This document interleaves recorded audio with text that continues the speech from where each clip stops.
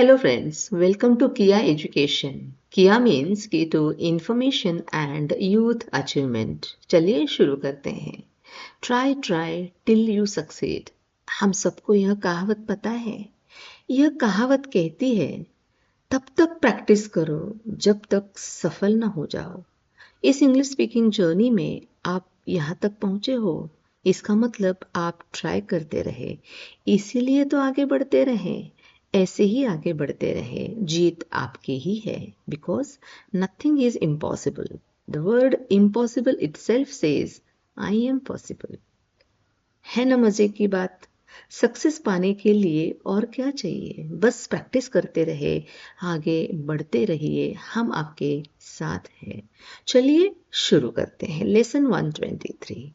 ऐसे वर्ड्स जिसके pronunciation similar लगते हैं या होते हैं लेकिन मीनिंग पूरे अलग अलग होते हैं और स्पेलिंग भी अलग होती है.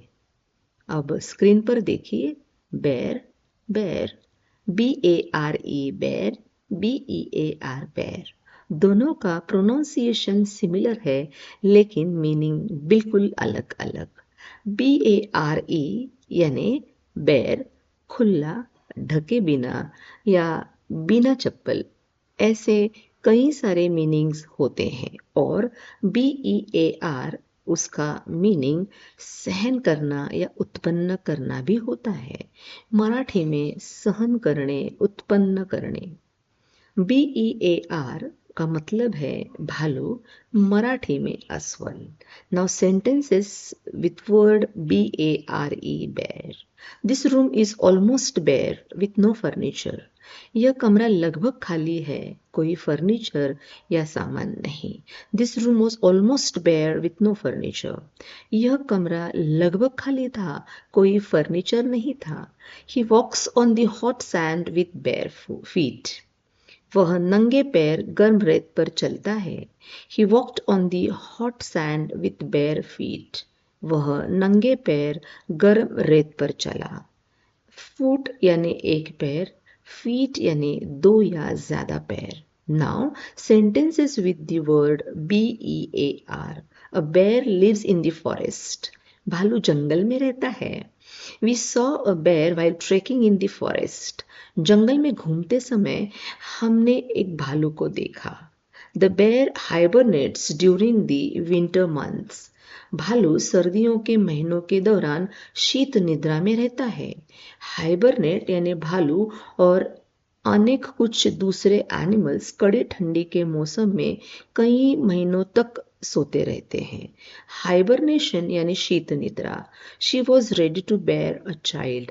इसका मतलब वह बच्चा पैदा करने के लिए तैयार थी, यानी वह माँ बनने के लिए तैयार थी.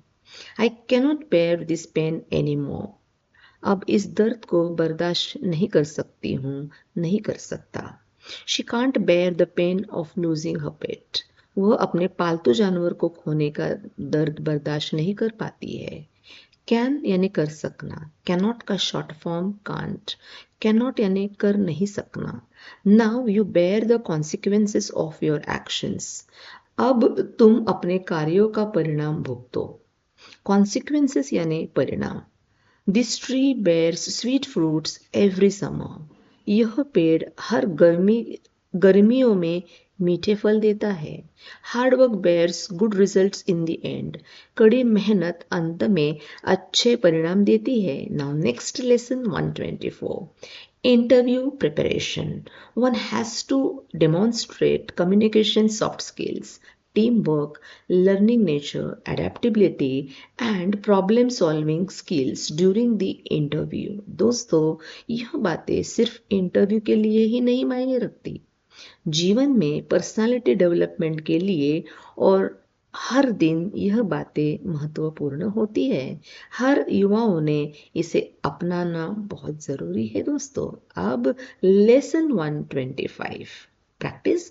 आई लाइक टू डांस और आई लव टू डांस. यानी मुझे नाचना अच्छा लगता है या पसंद है. आई लाइक टू डांस, मुझे नाचना अच्छा लगता था या पसंद था. I like to sing a song, मैं गाना गाना पसंद करता हूँ, करती हूँ या मुझे अच्छा लगता है। We like to eat something special, हमें कुछ खास खाना पसंद है या अच्छा लगता है। I know you don't like to dance, मैं जानता हूँ तुम्हें या तुझे डांस करना पसंद नहीं है। They all like to walk और they all like to swim, उन सभी को घूमना तैरना पसंद है। She loves to read books, उसे किताबें पढ़ना बहुत पसंद है या उसे अच्छा लगता है। He decided to study hard, उसने मन लगाकर पढ़ाई करने का फैसला किया। He decides to study hard, वह मन लगाकर पढ़ाई करने का फैसला करता है। We plan to visit the zoo, हम चिड़ियाघर घूमने की या जाने की योजना बनाते हैं। We plan to visit the zoo, हमने चिड़ियाघर घूमने की या जाने की योजना बनाई थी।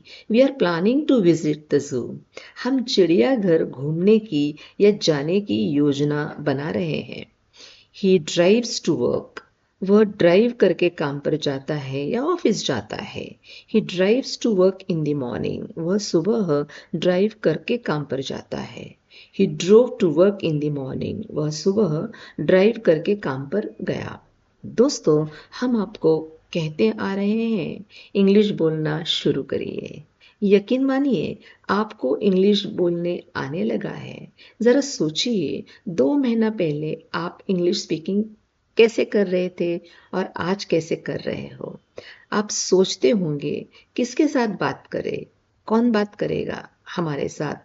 यह बातें हमेशा आपके मन में आती होगी, इस बारे में हम आपके साथ चर्चा भी करते रहते हैं।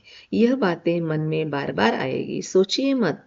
जहाँ भी मौका मिले शुरुआत करें। अगर सामने वाला दूसरी भाषा में बोल रहा है तो भी आप इंग्लिश में ही बोलने की कोशिश करें।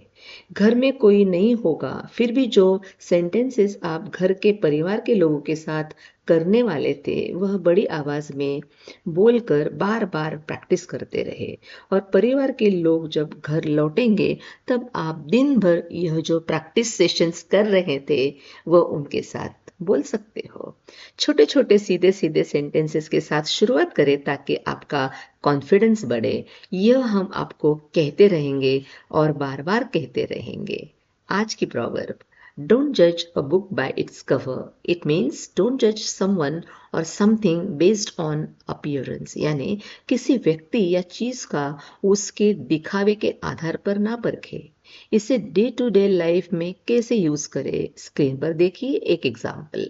आई never choose a novel just by its cover because one can't जज a book by its cover, यानी मैं कभी भी सिर्फ कवर देखकर कोई किताब नहीं चुनता, क्योंकि केवल कवर देखकर किताब की पहचान नहीं कोई कर सकता। हमेशा की तरह लिखना एक बार, बोलना बार बार, लगातार 10 बार, यह भूलना नहीं दोस्तों। ज्यादातर लोग इंग्लिश स्पीकिंग में लिखते ज्यादा है, बोलते कम है, इसीलिए वह इंग्लिश बोलने में असफल रहते हैं। उन्हें लगता है अभी हमें अच्छी तरह से इंग्लिश आने लगी है, समझने लगी है, लेकिन दोस्तों आप लिखने के लिए यह स्पीकिंग कोर्स नहीं कर रहे हो, यह बात कभी भूलना नहीं। सिर्फ इसीलिए तो लिखना एक बार, बोलना बार बार 10 बार, लगातार, यह रट मैंने पिछले 2 महीने से लगा रही हूँ। आपको लिखना कम है और बोलना ज्यादा है। अगर आप लिखने में ज्यादा ध्यान दोगे और बोलना दिन भर नहीं करोगे तो इंग्लिश बोलने में असफल रहोगे दोस्तों। यह बात कभी भूलना नहीं। आज के लिए बस इतना ही। कल मिलते हैं नए वीडियो के साथ। धन्यवाद।